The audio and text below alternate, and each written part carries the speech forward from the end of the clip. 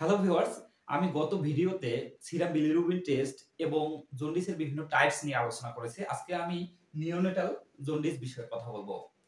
সাধারণত অ্যাডাল্টের তুলনায় নিউবর্ন বেবির আরবিসি এর পরিমাণটা বেশি থাকে, যার ফলে বেশি পরিমাণে লোহিত রক্তকণিকার ভাঙ্গন হয় এবং বেশি পরিমাণে বিলিরুবিন দেখা দেয়।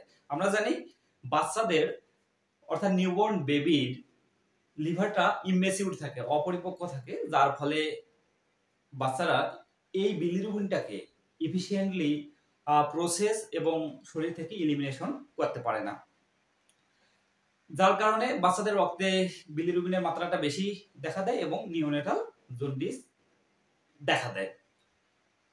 এই জন্য বাচ্চাদের 12 থেকে 15 মিলিগ্রাম পার ডেসিলিটার এই লেভেলটাকে নর্মাল হিসেবে ধরা হয়।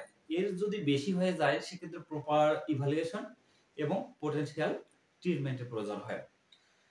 এখন আমি বলবো কি কি কারণে বাচ্চাদের নিওনেটাল জন্ডিস দেখা দিতে পারে। Number 1, physiological jaundice. এটা বাচ্চাদের একটা কমন জন্ডিস। সাধারণত ফুল টার্ম বেবি এর ক্ষেত্রে প্রায় 60% এবং প্রিমেচিউর বেবি এর ক্ষেত্রে প্রায় 80% এই ধরনের জন্ডিস দেখা দেয়। সাধারণত বাচ্চা জন্মের 2 থেকে 4 দিন পর এই জন্ডিসটা দেখা দেয় এবং আলটিমেটলি 1 থেকে 2 সপ্তাহের মধ্যেই নিজ থেকেই এই জন্ডিস সেরে যায়। নাম্বার 2 হচ্ছে ব্রেস্ট ফিডিং জন্ডিস। বাচ্চারা যদি পর্যাপ্ত পরিমাণে মায়ের দুধ না পায় কিংবা মায়ের দুধ না খায় সেক্ষেত্রে এই ধরনের জন্ডিস দেখা দিতে পারে, কিংবা ফলটি ত্রুটিপূর্ণ ব্রেস্ট ফিডিং এর কারণেও এই জন্ডিস দেখা দিতে পারে।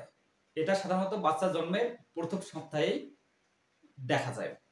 ব্রেস্ট মিল্ক জন্ডিস, মায়ের দুধের মধ্যে কিছু উপাদানজনিত কারণে এই ধরনের জন্ডিস দেখা দিতে পারে। এটা সাধারণত বাচ্চার জন্মের 1 সপ্তাহ পর দেখা দেয় এবং কয়েক সপ্তাহ পর্যন্ত এটা স্থায়ী হতে পারে।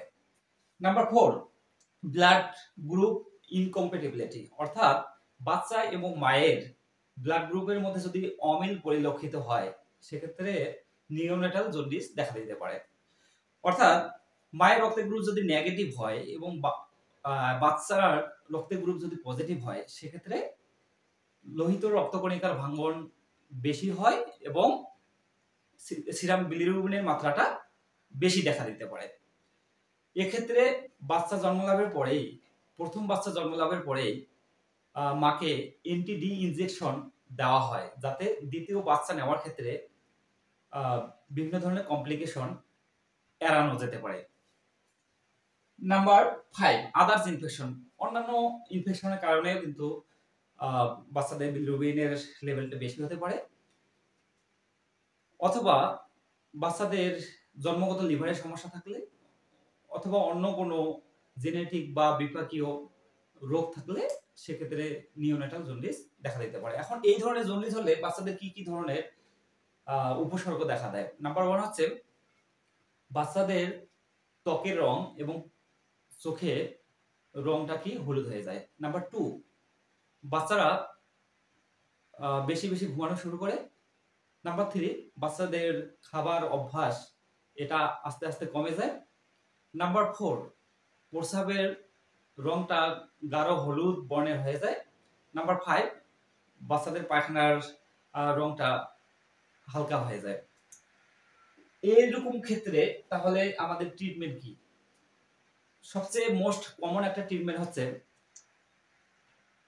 ফটোথেরাপি।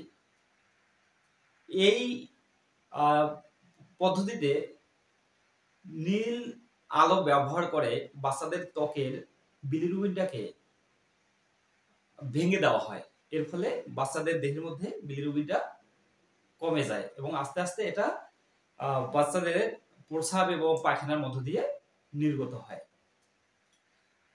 2 নম্বর হচ্ছে এক্সচেঞ্জ ট্রান্সফিউশন, অর্থাৎ বাচ্চাদের বিলিরুবিনের মাত্রা যদি অধিক পরিমাণে হয় সেক্ষেত্রে যদি ফটোথেরাপি কাজ না করে তাহলে এক্সচেঞ্জ ট্রান্সফিউশনের দরকার হয়, অর্থাৎ বাচ্চার রক্ত এক্সচেঞ্জ করা হতে পারে। নাম্বার 3, এটা হচ্ছে বাচ্চাকে পর্যাপ্ত পরিমাণে মায়ের দুধ খাওয়াতে হবে। সেক্ষেত্রে এই মায়ের দুধ কি করে, এটা বাচ্চার বিলিরুবিনটাকে কমাতে সহায়তা করে। এখন আসুন এই নিওনেটাল জন্ডিসটাকে আমরা কিভাবে প্রতিরোধ করতে পারি। নাম্বার 1 হচ্ছে বেশি বেশি পরিমাণে মায়ের দুধ খাওয়াতে হবে। নাম্বার 2 হচ্ছে এই সিরাম বিলিরুবিনটা নিয়মিত চেকআপ করাতে হবে। নাম্বার 3 হচ্ছে জন্ডিসের কোনো লক্ষণ যদি দেখা দেয় সেক্ষেত্রে দ্রুত ডাক্তারের শরণাপন্ন হতে হবে। আসলে বাচ্চাদের নিওনেটাল জন্ডিস বিপজ্জনক কিছু নয়, তবে সঠিক সময়ে যদি এর চিকিৎসা না করা হয় তাহলে কার্নিকটেরাস নামক একটা ভয়াবহ পরিস্থিতি সম্মুখীন হতে পারে। এজন্য আগে থেকেই দ্রুত পদক্ষেপ নেওয়া এবং সচেতন হওয়া অনেক জরুরি। তাহলে আজকের যদি ভিডিওটা ভালো থাকে